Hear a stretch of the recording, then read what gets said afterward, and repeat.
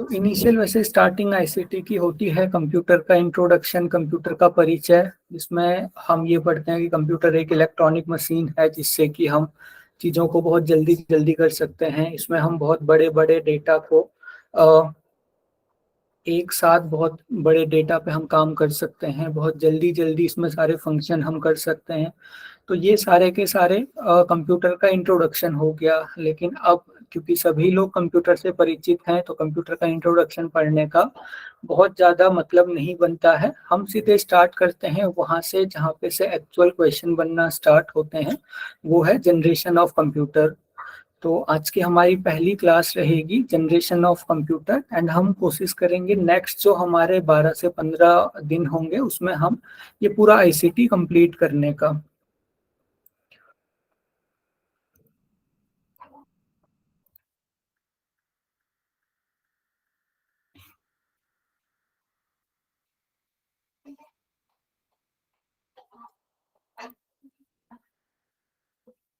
Screen visible है आप लोगों को?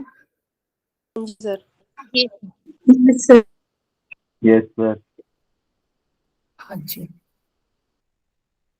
हमारी पहली क्लास है और पहला टॉपिक है जनरेशन ऑफ कंप्यूटर, कंप्यूटर की पीढ़ियाँ। बीच में अगर आपको कोई डाउट रहता है या फिर इंग्लिश में आपको वर्ड समझ में नहीं आते हैं तो आप लोग पूछ सकते हो। वैसे मैं आपको सारी की सारी जो भी लाइंस रहेंगी उनको हिंदी में ट्रांसलेट करूंगा। एंड इसके अलावा भी अगर बीच में आपका कोई डाउट रहता है और सब्जेक्ट का ही डाउट है तो आप पूछ सकते हो। तो कंप्यूटर की जनरेशन के बारे में अगर हम बात करें तो इन जनरल वैसे हम जनरेशन समझते हैं ह्यूमंस की। जैसे एक हमारी जनरेशन चल रही है, इससे हमसे ऊपर जो जनरेशन है वो हमारे पिताजी लोगों की जनरेशन है। उसके ऊपर दादाजी की जनरेशन है, उसके ऊपर फिर फोर फादर्स और ऊपर की तरफ हम जाते जाते हैं। तो नॉर्मली हम ह्यूमन जनरेशन की ही बात करते हैं, हम हमारी खुद की पीढ़ियों की बात करते हैं। लेकिन कंप्यूटर में हमें क्यों जरूरत पड़ रही है जनरेशन के बारे में बात करने की? एक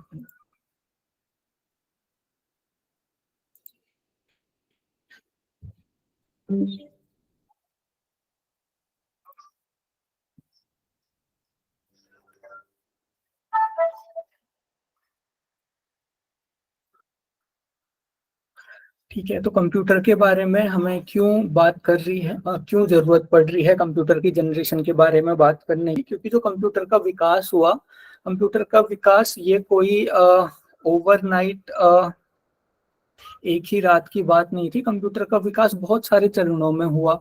पहले जो कंप्यूटर था वो बहुत सिंपल कैलकुलेटर की फॉर्म में था, जस्ट उससे कुछ एक हम मैथ्स की कैलकुलेशन करते थे।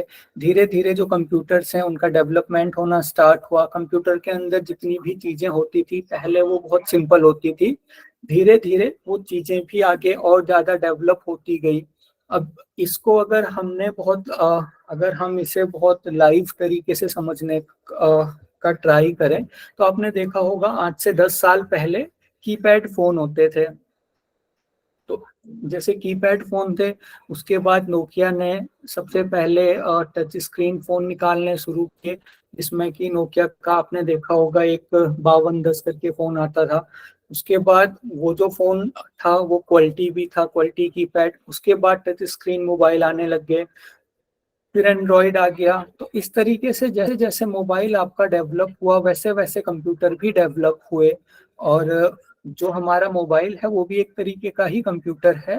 तो कंप्यूटर का जो डेवलपमेंट है वो स्टार्ट हुआ इसकी फर्स्ट जनरेशन से, या फिर हम यूं भी कह सकते हैं कि जब कंप्यूटर का डेवलपमेंट स्टार्ट हुआ, कंप्यूटर का विकास जब शुरू हुआ, उसे हम कंप्यूटर की पहली जनरेशन कहते हैं, पहली पीढ़ी कहते हैं। तो फर्स्ट जनरेशन से ही हम स्टार्ट करेंगे। अब यहाँ पे वैक्यूम ट्यूब्स क्यों लिखा हुआ है इसके बारे में हम बात करेंगे। तो जो पहली जनरेशन का कंप्यूटर था, आप सबको पता है इलेक्ट्रिसिटी को ट्रांसमिट करने के लिए हमें किसी ना किसी ट्रांसमिशन लाइन की जरूरत पड़ती है, तारों की जरूरत पड़ती है इलेक्ट्रिसिटी को ट्रांसमिट करने के लिए। आज के टाइम पे आप लोग नॉर्मल वायर्स का यूज करते हुए इलेक्ट्रिसिटी को एक जगह से दूसरी जगह इलेक्ट्रिसिटी या फिर सिग्नल को ट्रांसफर करने के लिए। आप में से कोई मुझे एग्जांपल बताएगा सिग्नल को ट्रांसफर करने के लिए किन किन चीजों का हम यूज करते हैं?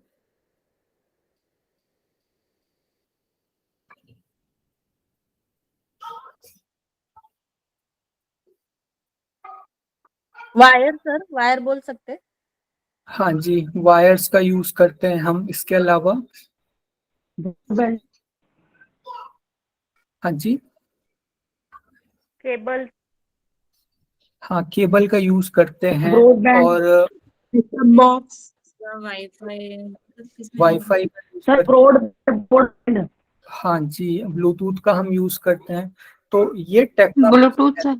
हाँ जी ब्लूटूथ भी है। ये सारी टेक्नोलॉजी हैं जिनका कि आज के टाइम पे हम यूज कर रहे हैं। लेकिन जो पहली जनरेशन के कंप्यूटर थे वहाँ पे वाईफाई तो था नहीं, वहाँ पे आपका ब्लूटूथ भी नहीं था। वहाँ पे चीजों को स्टोर करने के लिए, यानी कि डेटा को स्टोर करने के लिए, डेटा को संभालने के लिए और सिग्नल को ट्रांसफर करने के लिए, एक जगह से दूसरी जगह सिग्नल को ट्रांसफर करने के लिए जो पहले कंप्यूटर थे उनमें वैक्यूम ट्यूब्स का यूज होता था। और ये जो वैक्यूम ट्यूब्स होती थी ये किस तरीके की होती थी? इस तरीके की आपकी वैक्यूम ट्यूब्स होती थी, यानी कि बहुत बड़ी बड़ी ट्यूब्स होती थी, एक कांच की बनी हुई होती थी और इनमें एक तरफ से इलेक्ट्रॉन या फिर सिग्नल को रिलीज किया जाता था, वो वैक्यूम से होते हुए दूसरी तरफ वो सिग्नल जाता था। तो ये जो वैक्यूम ट्यूब थी इन्हीं का हम फर्स्ट जनरेशन के कंप्यूटर में यूज किया करते थे। और इन वैक्यूम ट्यूब्स का साइज बड़ा होने के कारण आज तो आप बहुत छोटे तार से कनेक्ट कर सकते हो या फिर वाईफाई से बिना तारों के भी आप चीजों को कनेक्ट कर सकते हो। लेकिन ये वैक्यूम ट्यूब्स जो थी, ये वैक्यूम ट्यूब्स बहुत भारी थी, हैवी थी और बहुत बड़ी थी। इस वजह से जो कंप्यूटर्स थे वो भी बहुत ज्यादा हैवी थे और बहुत बड़े बड़े साइज में थे। इसी की वजह से जो फर्स्ट जनरेशन के कंप्यूटर थे उनका जो साइज था वो पूरे पूरे बिल्डिंग के बराबर हुआ करता था, क्योंकि उनमें वैक्यूम ट्यूब्स का हमने यूज किया था। इसके अलावा वो जो कंप्यूटर थे बहुत ज्यादा रिलायबल नहीं थे। रिलायबल यानी कि भरोसेमंद नहीं थे। कभी भी वैक्यूम ट्यूब अगर फेल हो जाती तो वो कंप्यूटर बंद हो जाया करते थे। इसके अलावा कंप्यूटर में उस टाइम पे जो प्रोग्रामिंग होती थी, प्रोग्रामिंग समझते हो आप लोग? हाँ जी सर।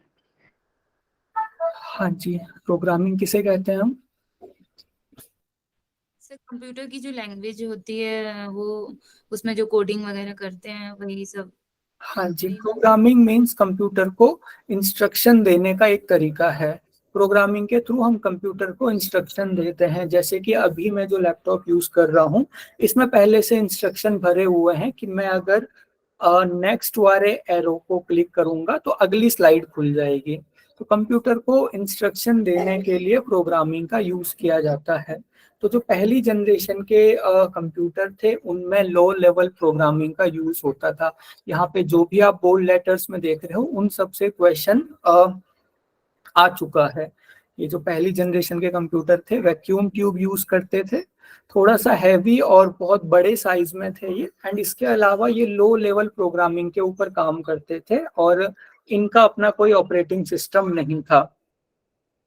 जो कंप्यूटर की फर्स्ट जनरेशन थी वो मोस्टली यूज होती थी कैलकुलेशन करने के लिए, किसी चीज को स्टोर करने के लिए या फिर किसी चीज को कंट्रोल करने के लिए। कंप्यूटर का यूज आज भी वही है, या तो हम किसी चीज को कैलकुलेट करते हैं, या तो हम स्टोर करते हैं, या फिर किसी चीज को कंट्रोल करते हैं।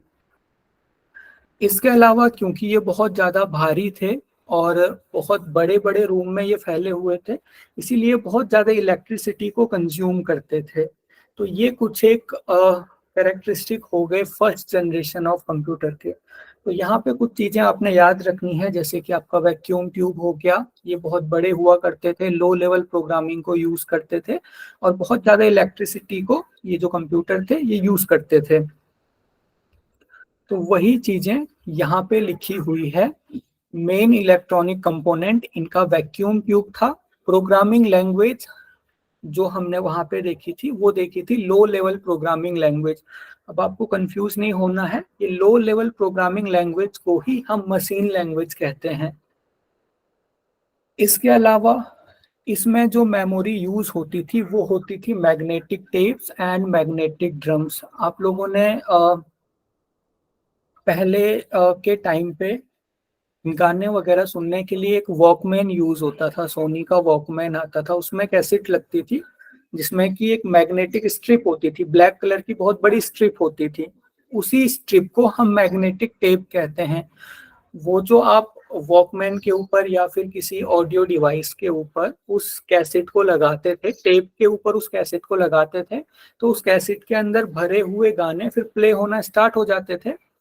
सिमिलरली ये जो मैग्नेटिक टेप्स हैं ये भी उसी कैसेट की तरह हैं, जैसे उनमें गाने भरे जाते थे वैसे ही इसमें डेटा भरा जाता था।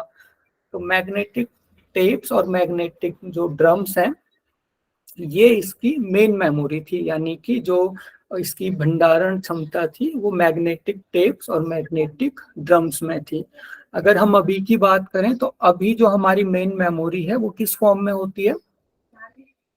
चिप में सर, चिप में भी रहती है मेमोरी कार्ड, उससे भी थोड़ा बड़ा, लेकिन सबसे छोटा चिप ही हो सकता है। रैम हाँ जी, आपकी रैम, रैम आपकी रोम होती है।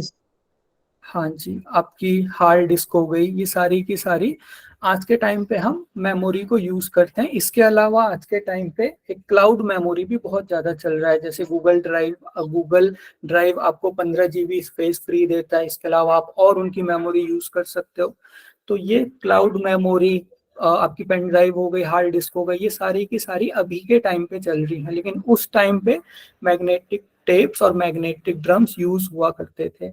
अब ये भले ही आपके लिए इम्पोर्टेंट नहीं है, लेकिन फिर भी जस्ट यहाँ पे लिखा हुआ है, हो सकता है क्वेश्चन आ जाए, लेकिन क्वेश्चन मोस्टली अभी तक आपका वैक्यूम ट्यूब्स, मशीन लैंग्वेज और इनके स्पीड और साइज को लेके आया है। अगर हम इनपुट और आउटपुट डिवाइस की बात करें, इनपुट डिवाइस यानी कि वैसे हम इनके बारे में डिटेल में पढ़ेंगे, पर फिर भी अभी के लिए समझने के लिए हम इतना समझ सकते हैं, इनपुट डिवाइस यानी कि जिन चीजों के सहारे हम कंप्यूटर को इंस्ट्रक्शन देते हैं, जिन चीजों के सहारे जो कंप्यूटर का ब्रेन है उस तक इंफॉर्मेशन पहुंचती है, उसे हम इनपुट डिवाइस कहते हैं। और आउटपुट डिवाइस यानी कि कंप्यूटर जो रिएक्ट करता है, तो कंप्यूटर अपने रिएक्शन को जिन चीजों के सहारे हमें शो करता है वो आउटपुट डिवाइस होते हैं। फॉर एग्जाम्पल, कंप्यूटर को हम इंस्ट्रक्शन दे रहे हैं कीबोर्ड के थ्रू, माउस के थ्रू, तो ये सिग्नल को लेके जा रहे हैं कंप्यूटर के ब्रेन तक, तो ये इनपुट डिवाइस हो गए। और कंप्यूटर जो प्रोसेसिंग करेगा और हमें जिस चीज पे वापस दिखाएगा वो आउटपुट डिवाइसेस होते हैं। तो इनपुट और आउटपुट डिवाइसेस, इनमें पेपर टेप और पंच कार्ड वगैरह हुआ करते थे। ये आपके माउस के और आपके कीबोर्ड के बिल्कुल प्राइमरी वर्जन थे, उनका एक तरह से हम ऐसे कह सकते हैं उनका प्रारंभिक वर्जन थे, पेपर टेप और पंच कार्ड। इनका जो स्पीड और साइज था, स्पीड बहुत स्लो थी इनकी, क्योंकि जब वैक्यूम ट्यूब में हम किसी इलेक्ट्रॉन को छोड़ते हैं, किसी सिग्नल को छोड़ते हैं, तो बहुत धीरे धीरे वैक्यूम ट्यूब में ट्रेवल करता है, धीरे धीरे आगे बढ़ता है, इसलिए बहुत स्लो थे और इनका साइज भी बहुत बड़ा था। इसके एग्जाम्पल हो गए IBM 650, IBM 701, ENIAC, ये सारे के सारे फर्स्ट जनरेशन के कंप्यूटर थे, इनका नाम याद रखने की आपको जरूरत नहीं है। तो इस तरीके के ये आपके फर्स्ट जनरेशन के कंप्यूटर हुआ करते थे, पूरे के पूरे रूम में ये कंप्यूटर ही फैले रहते थे और इस तरीके के इनमें वैक्यूम ट्यूब्स यूज होते थे। नेक्स्ट है, जैसे जैसे फिर डेवलपमेंट हुआ वैसे वैसे जो साइंटिस्ट थे उनको वैक्यूम ट्यूब से अच्छा विकल्प मिला सिग्नल को ट्रांसफर करने के लिए, इसके अलावा चीज़ों को स्टोर करने के लिए, उसे हम कहते हैं ट्रांजिस्टर। तो जो सेकंड जनरेशन थी आपके कंप्यूटर की वो बेस्ड थी ट्रांजिस्टर के ऊपर। तो ट्रांजिस्टर क्या था? ट्रांजिस्टर एक तरह का इस तरीके का एक डिवाइस होता है। अब वैक्यूम ट्यूब्स कितने बड़े हुआ करते थे उसके कंपैरिजन में ट्रांजिस्टर बहुत छोटे हुआ करते थे, और ट्रांजिस्टर में एक मेटल वायर पे सिग्नल को सेंड करा जाता था, जैसे आज के टाइम पे हम वायर से सिग्नल को भेजते हैं ना, वैसे ये ट्रांजिस्टर थे जिसमें कि मेटेलिक रॉड के ऊपर सिग्नल को ट्रांसफर किया जाता था या फिर चीजों को स्टोर किया जाता था। तो ये एक ट्रांजिस्टर की पिक्चर है जिससे हम समझ सकते हैं।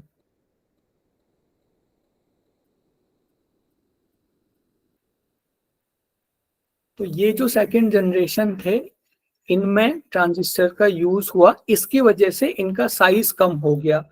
अब आपके लगभग शायद 2020 या 21 में एक क्वेश्चन आया था कि ट्रांजिस्टर के ऐड होने से क्या क्या चेंजेस हुए आपके कंप्यूटर में। तो एक तो उनका साइज छोटा हो गया, दूसरा ये भी आपने ध्यान रखना है उनकी स्पीड बढ़ी, साथ में वो इलेक्ट्रिसिटी कम यूज करने लग गए। ये तीनों चीजें हैं, क्योंकि ट्रांजिस्टर छोटे होते हैं तो वो बहुत जल्दी जल्दी इलेक्ट्रिसिटी को यूज करते हैं, यानी कि बहुत एफिशिएंसी के साथ इलेक्ट्रिसिटी को यूज करते हैं। जो वैक्यूम ट्यूब्स थी वो इलेक्ट्रिसिटी को बहुत ज्यादा वेस्ट करती थी, तो वो इलेक्ट्रिसिटी ज्यादा यूज करते थे और ज्यादा गर्म भी हो जाते थे वो वाले कंप्यूटर। लेकिन ये वाले जो कंप्यूटर हैं ये इलेक्ट्रिसिटी का कम यूज करते थे, बहुत ज्यादा गर्म नहीं होते थे, स्पीड बढ़ती थी और इसके साथ साथ इनका साइज भी छोटा हुआ करता था।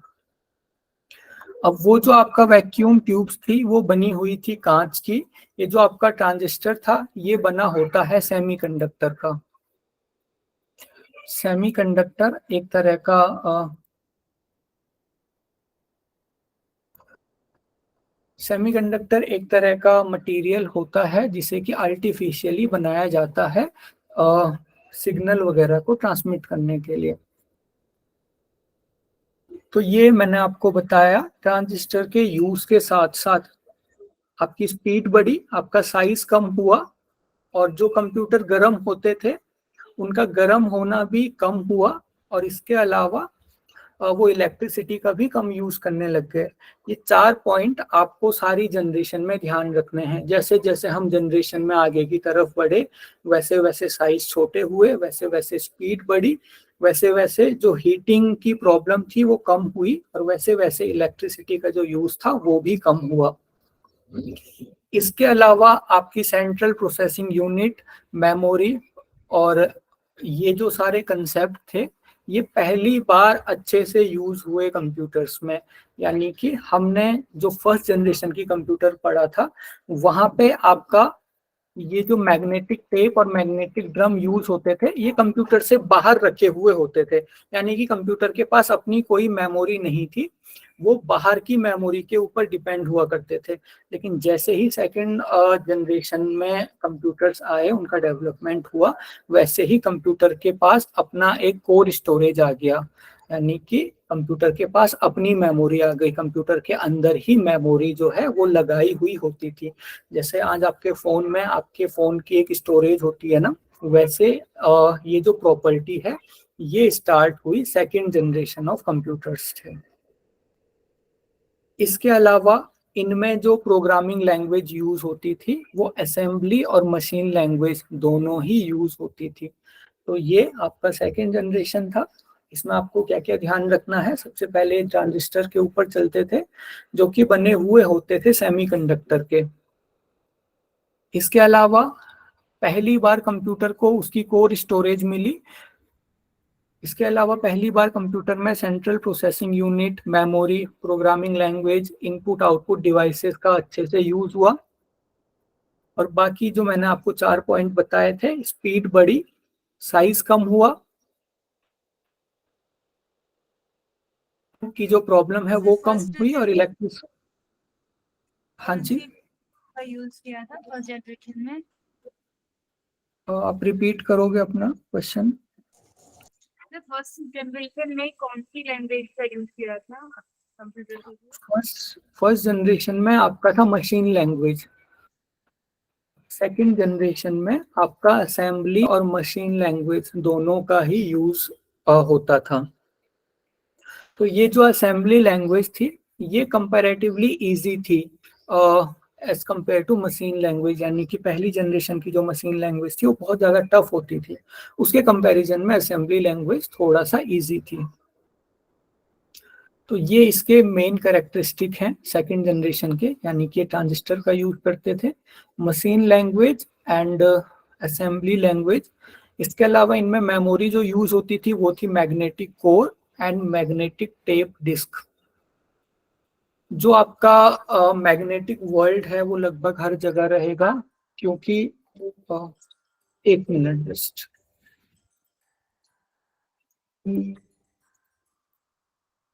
सर CORE कोर सर इसका मतलब क्या होता है?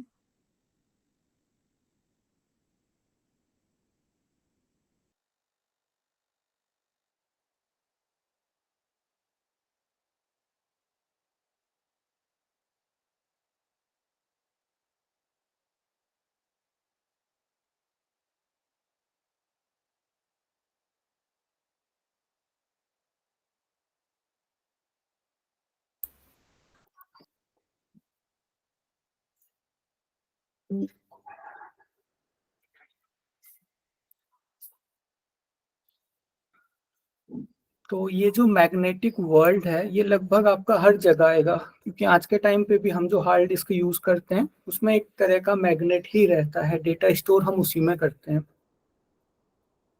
तो मेमोरी इसमें मैग्नेटिक कोर और मैग्नेटिक टेप और डिस्क यूज होती थी। Input output device magnetic tape और पंच कार्ड।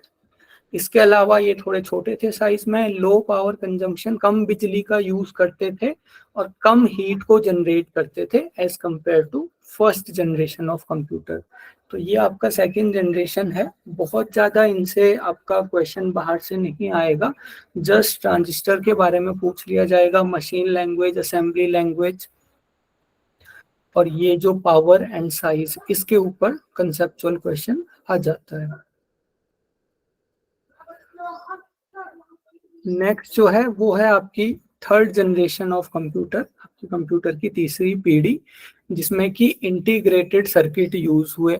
अब इंटीग्रेटेड सर्किट और कुछ नहीं है, जैसे आपने यहाँ पे ये देखा था ट्रांजिस्टर, तो ट्रांजिस्टर में कुछ मेटल की रॉड्स हैं। तो जब हम बहुत सारे ट्रांजिस्टर को एक ही छोटे से सर्किट में हम लगा लेते हैं, जैसे ये एक इंटीग्रेटेड सर्किट है, इसमें बहुत सारे छोटे छोटे ट्रांजिस्टर लगे हुए हैं। तो जब हम बहुत सारे बड़े बड़े ट्रांजिस्टर को छोटा करके उसको एक छोटी सी चिप में या फिर छोटे से सर्किट में लगा लेते हैं, उसे ही हम इंटीग्रेटेड सर्किट कहते हैं। इंटीग्रेटेड का मतलब क्या होता है? अब मैथ्स में हम इंटीग्रेशन पढ़ते हैं, तो इंटीग्रेशन, इंटीग्रेटेड, इसका मीनिंग क्या होता है? सर मिला लेना। हाँ, मिला लेना, एक जगह पे जोड़ लेना। हमने क्या किया, जो ट्रांजिस्टर थे, बड़े बड़े ट्रांजिस्टर थे, उनको छोटा करके एक ही जगह पे मिला लिया। तो थर्ड जनरेशन में अब क्योंकि बड़े बड़े ट्रांजिस्टर को हमने और छोटा एक ही जगह पे मिला लिया, इसकी वजह से इनका साइज और कम हो गया। अब हम बहुत सारे ट्रांजिस्टर यूज कर सकते थे अपने कंप्यूटर में, इसकी वजह से स्पीड भी बढ़ी और इसकी वजह से इनकी रिलायबिलिटी भी बढ़ी। तो ये जो थर्ड जनरेशन था, इसमें यूज होते थे इंटीग्रेटेड सर्किट, जिसे हम आईसी भी कहते हैं। अभी आप अगर अपना फोन खोलोगे तो उसमें आपको ये आईसी मिल जाएगा। इसी आईसी में, हाँ जी, में भी रहता है ना, टीवी के और बहुत सारी चीजों में दिखा है इसमें। हाँ, अभी आपके जितने भी मॉडर्न में डिवाइसेस रहेंगे उसमें आईसी रहेगा, इवन आपके रिमोट के अंदर भी आईसी रहता है। तो सॉरी, तो इसमें जो बहुत सारे ट्रांजिस्टर थे वो प्लेस्ड होते थे किसके ऊपर, ये आपने ध्यान रखना है, सिलिकॉन चिप्स के ऊपर। यानी कि हम इंटीग्रेशन तो कर रहे हैं, हम बहुत सारे ट्रांजिस्टर को एक जगह पे इंटीग्रेट तो कर रहे हैं, उनको मिला तो रहे हैं, लेकिन किसके ऊपर मिला रहे हैं? सिलिकॉन चिप्स के ऊपर। और इन्हीं सिलिकॉन चिप्स को हम बहुत बार सेमीकंडक्टर्स भी कह देते हैं। तो ये जो आपका थर्ड जनरेशन था, इसमें स्पीड एकदम एक्सपोनेंशियली बढ़ी, मींस बहुत ज्यादा एकदम से स्पीड बढ़ी। सेकंड जनरेशन के जो कंप्यूटर थे उनके कंपैरिजन में यहाँ पे बहुत ज्यादा स्पीड बढ़ी, और इसके साथ साथ स्पीड बढ़ी तो इसके साथ साथ इसकी रिलायबिलिटी भी बढ़ी। और ये भी हमने डिस्कस कर लिया, जो आपका आईसी था उसके अंदर बहुत सारे ट्रांजिस्टर बने हुए होते हैं एक थिन स्लाइस ऑफ सिलिकॉन के ऊपर। तो ऐसा आपका आईसी बना हुआ होता है। जो आपके मिनी कंप्यूटर्स आए, यानी कि अभी तक तो कंप्यूटर का साइज कंपैरेटिवली बहुत बड़ा था, लेकिन जो आपके मिनी कंप्यूटर्स आए, आप अपनी टेबल के ऊपर जो कंप्यूटर्स देखते हो वो थर्ड जनरेशन के ही कंप्यूटर थे। सेकंड जनरेशन में भी कंप्यूटर थोड़ा सा छोटे हुए, लेकिन इतने भी छोटे नहीं हुए कि हम उसे एक टेबल के ऊपर रख दें। जो मिनी कंप्यूटर्स का कंसेप्ट आया, यानी कि टेबल के ऊपर कंप्यूटर का जो कंसेप्ट आया, वो थर्ड जनरेशन से ही स्टार्ट हुआ।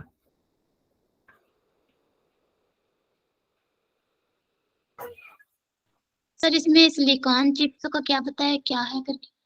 सिलिकॉन चिप्स, ये आप ट्रांजिस्टर देख रहे हो ना, तो ये जो ग्रीन कलर का है ये सिलिकॉन चिप्स है, जिसके ऊपर ट्रांजिस्टर को इंटीग्रेट किया गया है।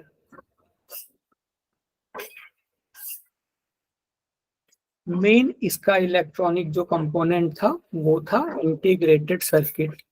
उसके बाद इसमें जो प्रोग्रामिंग लैंग्वेज थी वो थी high level language. First generation में कौन सी थी programming language? Low level language, low level level, assembly level, machine assembly level language, machine हाँ जी, low level, machine low level. First generation में आपकी लो लेवल थी, मशीन उसे हम लैंग्वेज। भी कहते हैं। हाँ जी, सेकंड जनरेशन में आपकी लो लेवल यानी कि मशीन लेवल और assembly machine plus language assembly. दोनों यूज हुए। अब जो आपकी थर्ड जनरेशन है उसमें हमने हाई लेवल लैंग्वेज को यूज करना स्टार्ट किया। इसमें जो मेमोरी यूज होती थी वो होती थी large magnetic core, magnetic tape, disk वगैरह यूज होती थी। और जो आपके मॉनिटर, कीबोर्ड, प्रिंटर वगैरह जो स्टार्ट हुए, जो मैंने आपको बताया कि आपके टेबल पे जो कंप्यूटर आप देखते हो वो जो स्टार्ट हुआ, आपका मॉनिटर, आपका कीबोर्ड, प्रिंटर, वो सारे इसी जनरेशन से स्टार्ट हुए। तो ये थी आपकी थर्ड जनरेशन ऑफ कंप्यूटर। ये इंटीग्रेटेड सर्किट का एक डायग्राम है, ताकि आपको पूरी तरह से समझ में आ जाए कैसे ट्रांजिस्टर फिट रहते हैं एक सिलिकॉन चिप के ऊपर। ये जितने भी इसमें लगे हुए हैं सारे के सारे ट्रांजिस्टर लगे हुए हैं। नेक्स्ट है fourth generation.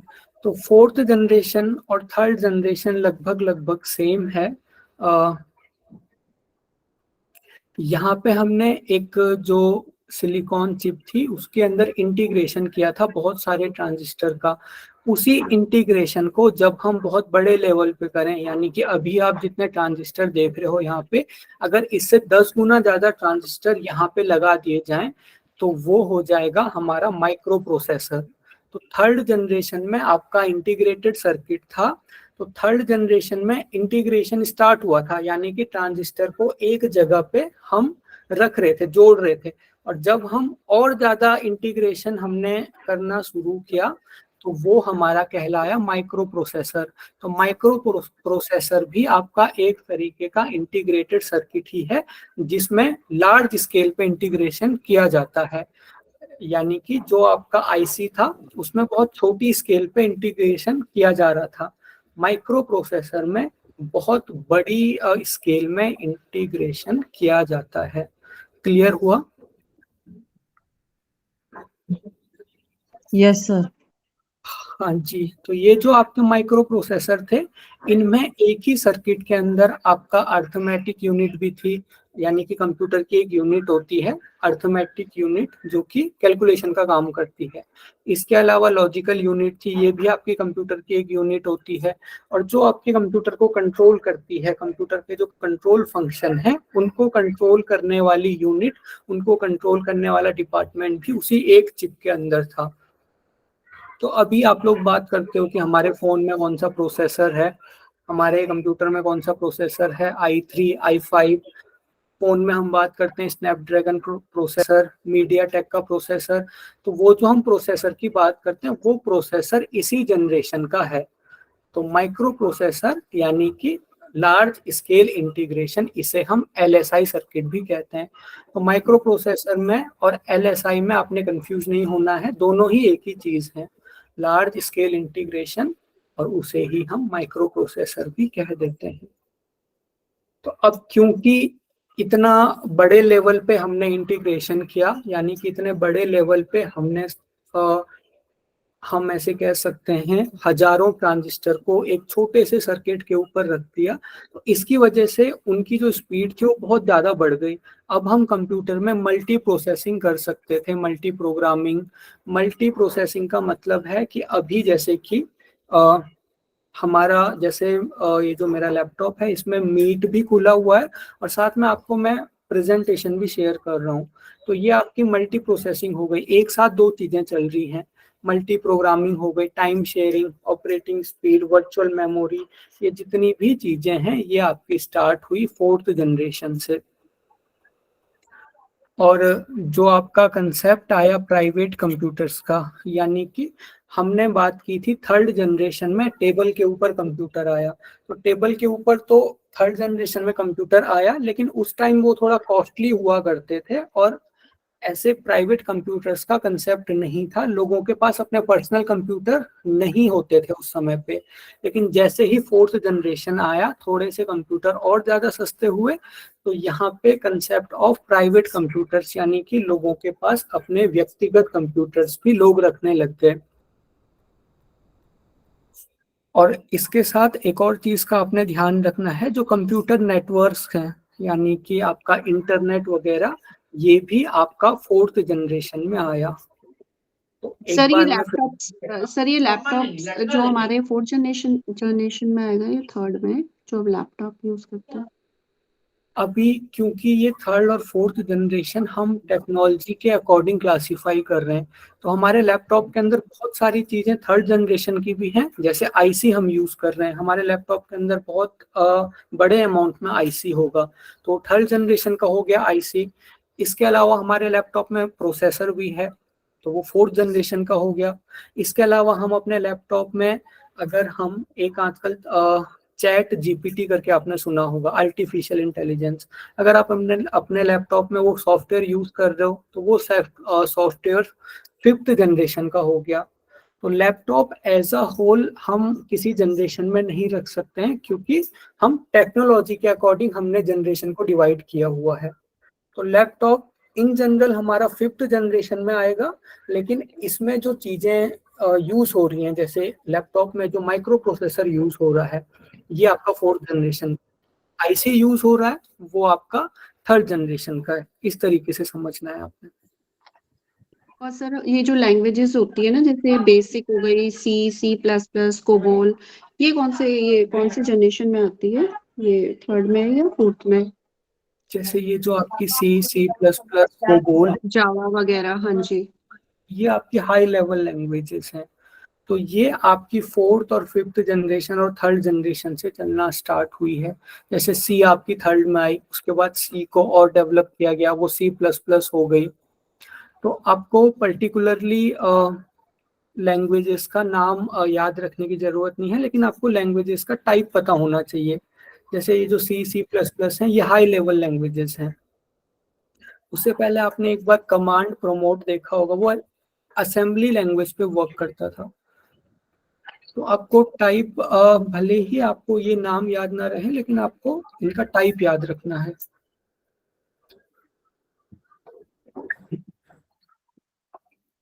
Sir 5th generation भी है क्या कोई? आपने ये है ना, जैसे 4th जनरेशन आपने लिखा हुआ 1971 टिल प्रेजेंट, तो इसके हाँ, बाद कोई जनरेशन भी है? 5th जनरेशन भी चल रही है, क्योंकि 4th जनरेशन भी अभी चल ही रही है। और इसी 4th जनरेशन में हमने कुछ बहुत एडवांस चीजें यूज करने लग गए हैं, उसे हम 5th जनरेशन में समझते हैं। तो ये सारी, ऐसा नहीं है हम कंप्यूटर को क्लासिफाई कर रहे हैं, हम टेक्नोलॉजी को क्लासिफाई कर रहे हैं। तो यहाँ पे जो टेक्नोलॉजी थी वो थी माइक्रो प्रोसेसर, और इसकी वजह से कंप्यूटर और छोटे हो गए। माइक्रो कंप्यूटर का जो कंसेप्ट है वो आपके 4th जनरेशन में आया। तो इसकी वजह से उनका जो 5G है, ये 5th जनरेशन का एक है कॉन्सेप्ट, क्या यही है या कुछ और है, ये अलग है? ये जो आपका 5G है, यस सर। हाँ, ये जो 5G है, ये हम कह सकते हैं ये आपका स्टार्ट हुआ लगभग 4th जनरेशन से। वैसे 3rd जनरेशन से ही कंप्यूटर का जो नेटवर्क था वो धीरे धीरे स्टार्ट होना शुरू हो गया था, लेकिन 4th जनरेशन में हम उसको ज्यादा इंक्लूड करते हैं।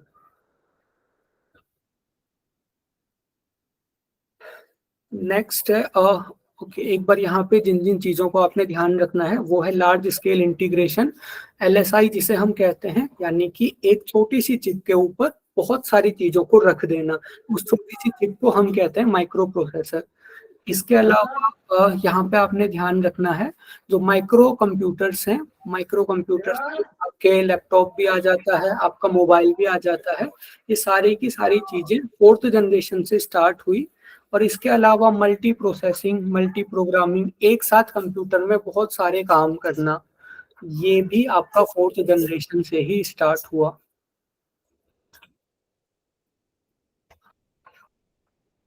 तो मेन इलेक्ट्रिक जो इनका कंपोनेंट था वो था LSI, जिसे हम लार्ज स्केल इंटीग्रेशन कहते हैं, और आपको बहुत जगह ये VLSI करके भी देखने को मिलेगा, जिसे हम वेरी लार्ज स्केल इंटीग्रेशन भी कहते हैं। तो इसमें क्या था, थाउजेंड्स ऑफ ट्रांजिस्टर आपके होते हैं सिंगल माइक्रोचिप पे। अब ये LSI और VLSI पे कंफ्यूज नहीं होना है। अगर एक चिप पे हम 1000 ट्रांजिस्टर लगा दें तो वो LSI हो गया, और उसी चिप पे अगर हम 2-3 हजार और लगा दें तो वो वेरी लार्ज स्केल इंटीग्रेशन हो गया। तो इसमें आपको कंफ्यूज नहीं होना है। नेक्स्ट है मेमोरी। इसमें सेमीकंडक्टर मेमोरी जैसे कि रैम और रोम यूज होना स्टार्ट हो गई, और इनपुट आउटपुट डिवाइस जो कि आपके 3rd जनरेशन में यूज हो ही रहे थे, आपका कीबोर्ड, मॉनिटर, प्रिंटर, इसके साथ साथ ऑप्टिकल स्कैनिंग, पॉइंटिंग डिवाइस, ये सारे इसमें यूज होना स्टार्ट हुए आपकी 4th जनरेशन में। तो ये एक माइक्रो प्रोसेसर होता है, ये बीच में माइक्रो प्रोसेसर लगा हुआ है, इतने सारे सर्किट इससे जुड़े हुए हैं। अभी जितने भी आप शेड्स देख रहे हो, जितनी भी आप लाइंस देख रहे हो, ये लाइंस नहीं है, ये अपने आप में सर्किट्स हैं। एक लाइन के अंदर बहुत सारे सर्किट हैं।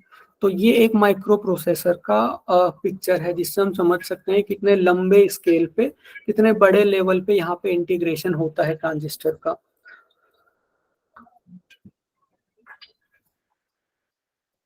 नेक्स्ट है 5th जनरेशन कंप्यूटर।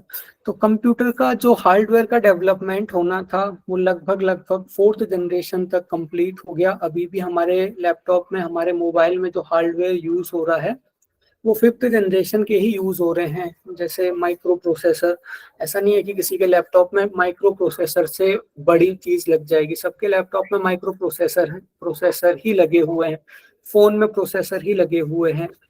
तो 5th जनरेशन के ऊपर जब काम किया गया तो वो हार्डवेयर के ऊपर काम नहीं हुआ, वो काम हुआ सॉफ्टवेयर के ऊपर। तो जो 5th जनरेशन थी उसमें जो मेन चीज इंक्लूड की गई वो थी आर्टिफिशियल इंटेलिजेंस। आर्टिफिशियल इंटेलिजेंस यानी कि कंप्यूटर ह्यूमंस की तरह बिहेव करेगा। हम कंप्यूटर से, अभी हमें कंप्यूटर को कमांड देनी पड़ती है। फॉर एग्जांपल अगर हमें कुछ ऐड करना है तो कंप्यूटर ऐड तो करेगा, लेकिन हमें कमांड देनी पड़ेगी क्या ऐड करना है। तो कंप्यूटर अभी तक खुद से काम नहीं कर सकता था, लेकिन अब धीरे धीरे कंप्यूटर्स में AI डेवलप हो रहा है, आर्टिफिशियल इंटेलिजेंस डेवलप हो रही है। और इसका बेस्ट एग्जांपल आप देख सकते हो गूगल सर्च। गूगल सर्च यानी कि आप एक चीज सर्च करते हो, उसके बाद आप दोबारा से गूगल पे सर्च करने के लिए जाते हो तो उससे रिलेटेड सारी चीजें आपको दिखा देता है, आपको बहुत ज्यादा नहीं ढूंढना पड़ता है। और भी अगर आपको इसका पर्टिकुलर एग्जांपल देखना हो तो एक है चैट जीपीटी। चैट जीपीटी को आप कैसे एक्सेस करोगे, अपने गूगल पे लिखना है openai.com। तो openai.com आप लिखोगे तो जो पहली वेबसाइट खुलेगी वो जो सॉफ्टवेयर है वो है चैट जीपीटी। उसमें आप ह्यूमंस की तरह उससे इंटरेक्शन कर सकते हो, यानी कि आप उससे कुछ भी क्वेश्चन पूछोगे तो कंप्यूटर आपसे एक ह्यूमन की तरह बात करेगा। तो ये जो कंसेप्ट है ये 5th जनरेशन का कंसेप्ट है, जिसे हम AI कहते हैं, जिसे हम आर्टिफिशियल इंटेलिजेंस कहते हैं।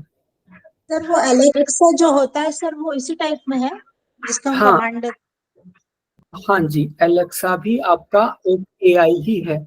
और जैसे उसमें वॉइस रिकॉग्निशन होता है ना, एलेक्सा वॉइस, वो जो सॉफ्टवेयर वो पहचान जाता है आपकी आवाज है या फिर आपकी आवाज नहीं है।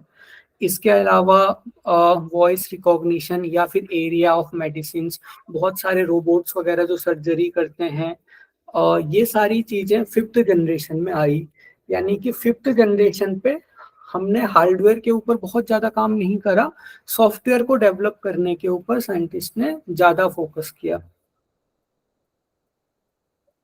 इसके अलावा इसकी जो स्पीड थी वो हाईएस्ट थी, बहुत ज्यादा इसकी स्पीड थी, एंड जो साइज था इसका सबसे छोटा था, और इसका जो एरिया ऑफ यूज है वो बहुत ज्यादा बढ़ गया है। आज हम हर चीज के लिए कंप्यूटर का यूज कर सकते हैं। तो एआई आपने यहाँ पे ध्यान रखना है 5th जनरेशन में। तो 5th जनरेशन में मेन इलेक्ट्रॉनिक कंपोनेंट आपका वही माइक्रो प्रोसेसर था, लेकिन उसे बहुत जगह आप यहाँ पे आपको ULSI भी देखने को मिलेगा, अल्ट्रा लार्ज स्केल इंटीग्रेशन। तो यहाँ पे आपको कंफ्यूज नहीं होना है। जो आपका 4th जनरेशन था वहां पे 2 चीजें थी, VLSI very large scale integration और LSI लार्ज स्केल इंटीग्रेशन। ये 2 चीजें आपकी 4th जनरेशन में थी। 5th जनरेशन में अल्ट्रा लार्ज स्केल इंटीग्रेशन, यानी कि जो हमने लाखों ट्रांजिस्टर एक जगह पे रख दिए हैं और उनसे हम काम करवा रहे हैं, तो ये आपका अल्ट्रा लार्ज स्केल इंटीग्रेशन हो गया। इसके अलावा पैरेलल प्रोसेसिंग जो मेथड है, पैरेलल प्रोसेसिंग मेथड होता है हम कंप्यूटर को इंस्ट्रक्शन दे रहे हैं, साथ में कंप्यूटर खुद भी सोच के उसके ऊपर कुछ काम कर रहा है, तो आपका पैरेलल प्रोसेसिंग मेथड भी 5th जनरेशन में यूज हुआ। इसकी जो लैंग्वेज है वो नेचुरल लैंग्वेज हो गई, ह्यूमन लैंग्वेज हो गई। जैसे मैंने आपको अभी चैट जीपीटी का एग्जांपल दिया, या फिर आप लोगों ने एलेक्सा का एग्जांपल दिया, तो एलेक्सा से कम्युनिकेट करने के लिए या फिर उसको इंस्ट्रक्शन देने के लिए हमें कोई कोडिंग नहीं करनी पड़ती, वो हमारी नेचुरल लैंग्वेज समझ सकती है। या फिर चैट जीपीटी से जब हम चैट करते हैं तो अपनी नेचुरल लैंग्वेज इंग्लिश में हम उससे चैट कर सकते हैं। तो यहाँ पे के जो कंप्यूटर थे, यहाँ पे की जो टेक्नोलॉजी थी, वो हमारी नेचुरल लैंग्वेज को समझ सकती है। इसके अलावा इनका साइज बहुत ज्यादा छोटा हो गया और ये पोर्टेबल हो गए। इनपुट एंड आउटपुट डिवाइस वही इनमें यूज होता है, printer, keyboard, monitor, mouse, track pad या फिर जिसे हम टच पैड कहते हैं, touch screen, pen, speech input जैसे कि अलेक्सा में यूज होता है। ये जो इनपुट आउटपुट डिवाइस हैं इनके बारे में हम डिटेल में बात करेंगे। जो भी ये सारे डिवाइसेस हैं इनके बारे में हम आगे डिटेल में बात करेंगे।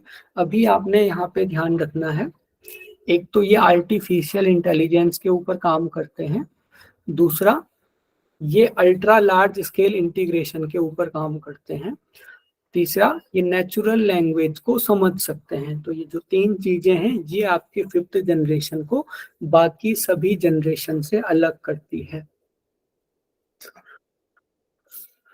तो आपके सारे के सारे ये जनरेशन ऑफ कंप्यूटर हो गए।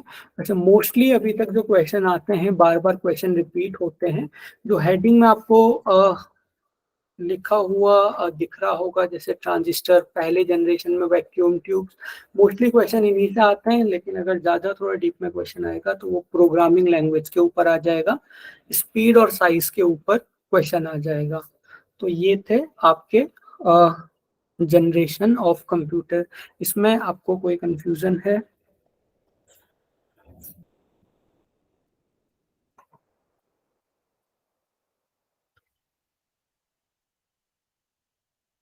अभी तक जितना डिस्कस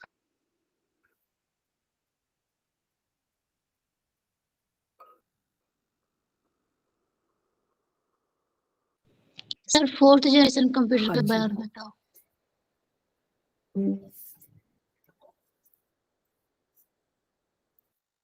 आपके 4th जनरेशन में LSI large scale integration, VLSI very large scale integration, और जिन दोनों को ही हम माइक्रो प्रोसेसर भी कहते हैं, ये मोस्टली यूज होता था। और माइक्रो कंप्यूटर्स हमारे 4th जनरेशन के पहले कंप्यूटर्स से। इसके अलावा कुछ एक टेक्नोलॉजी आपकी 4th जनरेशन में पहली बार यूज हुई, जैसे कि मल्टी प्रोसेसिंग, एक साथ बहुत सारे काम करना, मल्टी प्रोग्रामिंग, एक साथ कंप्यूटर को बहुत सारे इंस्ट्रक्शन देना, time sharing, operating speed, virtual memory, ये सारी की सारी आपकी 4th जनरेशन की चीजें हैं। तो ये आपने 4th जनरेशन में ध्यान रखना है।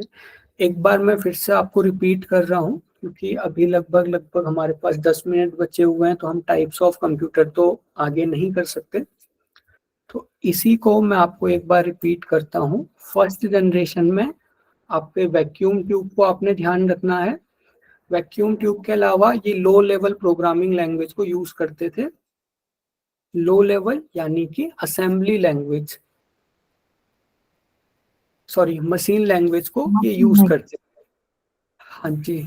उसके बाद सेकंड जनरेशन के जब कंप्यूटर आए तो ये ट्रांजिस्टर यूज करते थे, और ट्रांजिस्टर के साथ साथ ये असेंबली और मशीन दोनों लैंग्वेज को यूज करते थे सेकंड जनरेशन के आपके कंप्यूटर।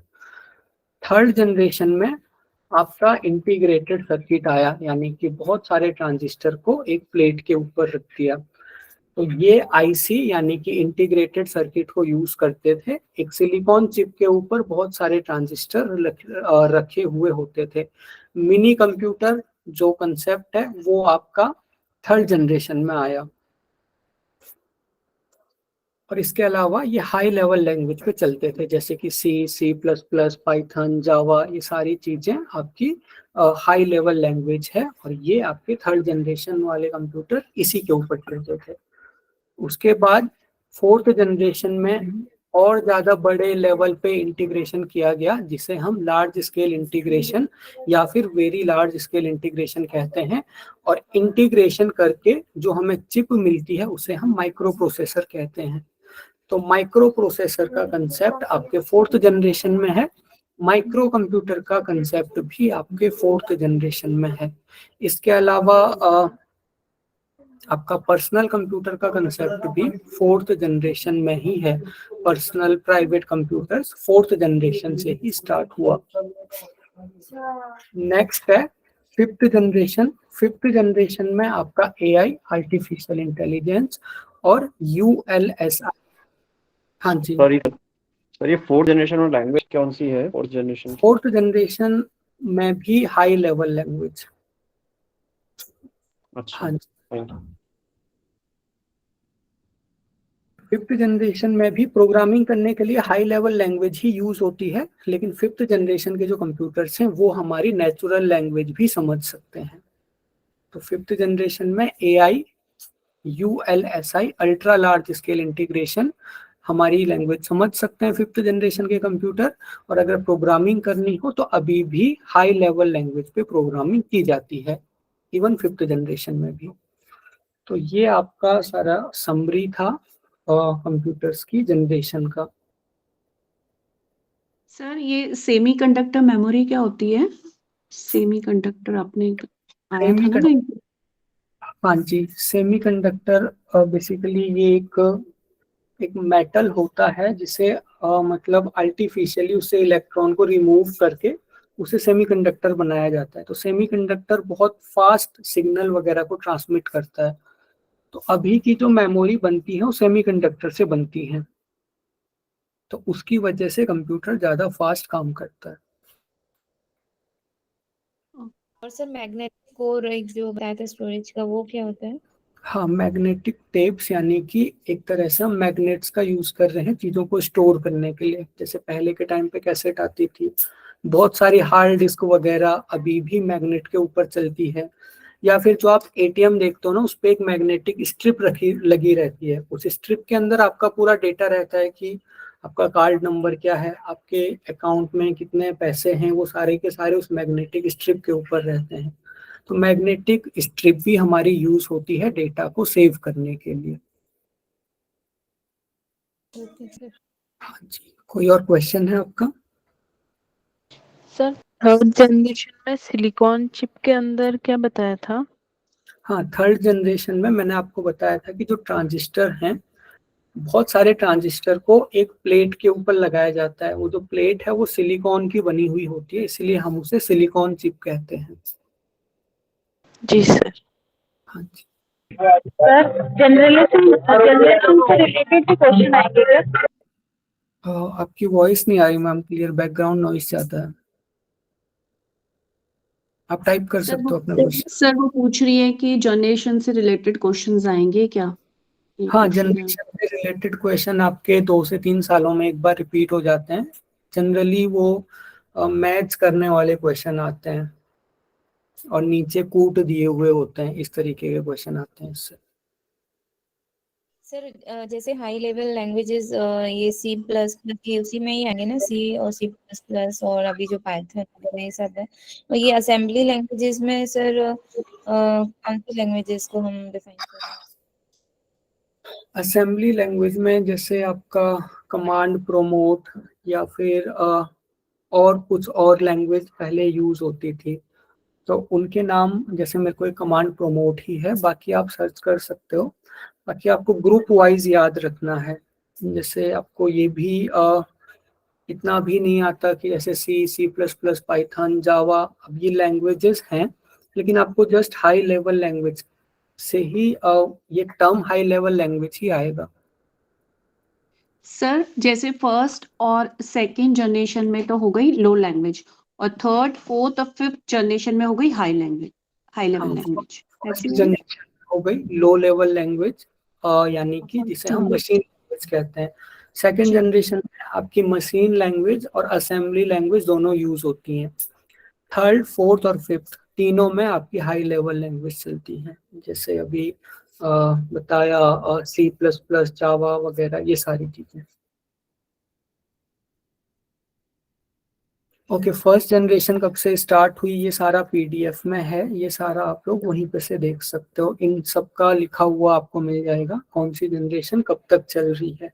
वैसे ये उतना इम्पोर्टेंट नहीं है, बट जस्ट देख सकते हो आप लोग। सर आज ही साइन करेंगे आप इधर? हाँ जी, आज मैं आपको ये वाली PDF ग्रुप में शेयर करूंगा, तो आप लोग इसे रिवाइज करके आइए। यहीं पे से हम कल की क्लास स्टार्ट करेंगे, टाइप्स ऑफ कंप्यूटर। कल हम इसी टाइम पे स्टार्ट करेंगे। ठीक है, आज की क्लास हम यहीं पे एंड करते हैं। Thank you. Thank you, sir. Thank you sir. Thank you. Thank you sir. Thank you sir, प्रणाम सर।